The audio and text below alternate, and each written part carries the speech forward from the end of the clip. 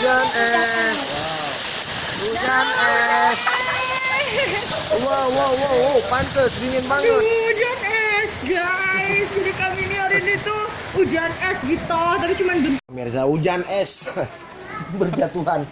Ini kita Tapi lihat. digodoh. Hujan habis.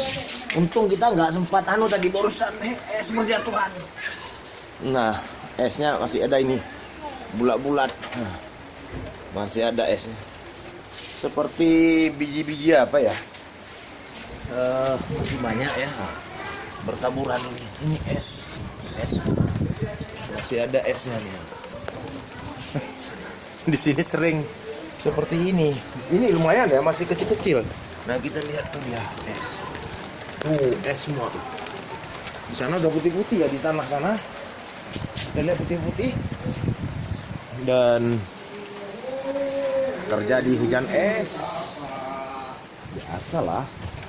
Ntar kita lihat lebih dekat. Nah, ini es semua. Ini es. Hujan es ya. Sudah kita lihat, aduh, dinginnya luar biasa. Nah, sudah kita lihat barusan ada es.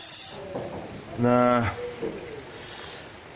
itu adalah hujan mendadak yang terjadi barusan di kota Perth, Western Australia yang tadi kita lihat.